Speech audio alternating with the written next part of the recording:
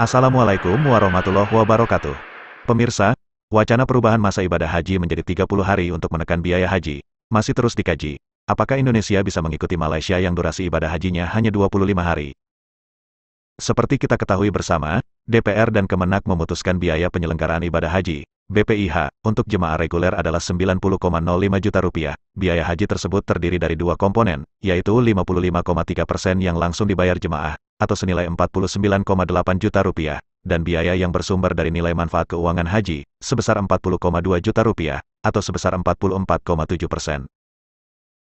Biaya yang ditanggung jamaah haji, naik Rp10 juta dibanding tahun 2022. Dan sampai saat ini, kenaikan biaya tersebut masih menjadi isu yang hangat untuk dibahas. Salah satunya adalah, diskusi yang diadakan di Gedung PP Muhammadiyah Jakarta Pusat, pada Jumat, tanggal 17 Februari tahun 2023, dengan tema BPIH Berkeadilan dan Berkelanjutan. Anggota Badan Pelaksana Badan Pengelola Keuangan Haji, Amri Yusuf menjelaskan, soal adanya pemikiran ibadah haji jemaah Indonesia yang selama ini 40 hari, dipangkas menjadi 30 hari.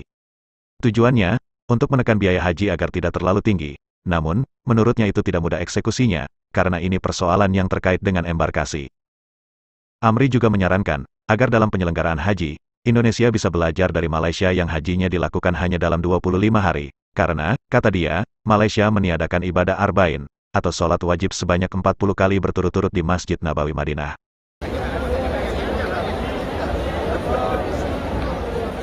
Ibadah arba'in memakan waktu selama 8 atau 9 hari di Madinah, dan Malaysia sudah meniadakan ibadah arba'in sejak 4 tahun lalu.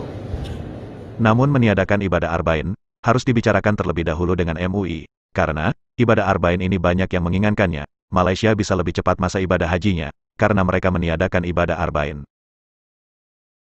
Menurut Amri, 40 hari merupakan skenario yang paling ideal untuk seluruh jemaah haji Indonesia, karena durasi ini bisa mengangkut seluruh jemaah haji Indonesia sesuai jadwal, dengan dua embarkasi yang tersedia saat ini, yaitu Jeddah dan Madinah. Karena kalau misalnya dipercepat, maka akan bentrok dengan jadwal-jadwal ibadah haji dari negara lain. Alternatif solusi lainnya adalah, menambah satu embarkasi lagi, sehingga, jika ada 3 embarkasi, maka, hari berhaji Indonesia bisa dipangkas menjadi 30 hari saja. Itu, pasti akan ada efisiensi yang sangat besar, ucap Amri. Penambahan satu embarkasi itu, menurutnya sedang dipikirkan oleh pemerintah, dan diharapkan bisa terwujud tahun depan. Bahkan, Amri menuturkan, pihak Dewan Perwakilan Rakyat atau DPR RI bersama Kementerian Agama, sudah berkunjung ke Arab Saudi untuk membicarakan soal penambahan embarkasi itu. Dan pilihan terbaik adalah, menggunakan Bandara Kota Taif untuk melayani jemaah haji Indonesia ke depannya. Bagaimana mendorong Bandara Taif itu bisa digunakan untuk kepentingan haji tahun depan? Untuk umroh sudah digunakan, kata Amri. Pemerintah Arab Saudi sendiri, sudah menawarkan Bandara Taif sebagai poin untuk penerbangan haji dari Indonesia sejak tahun 2022. Hal tersebut dikatakan oleh Menteri Haji dan Umroh Arab Saudi, Taufik F. Al-Robiah saat bertemu dengan Menteri Perhubungan RI, Budi Karya Sumadi di kantor Kementerian Perhubungan, Jalan Merdeka Barat, Jakarta, Selasa, tanggal 25 Oktober tahun 2022.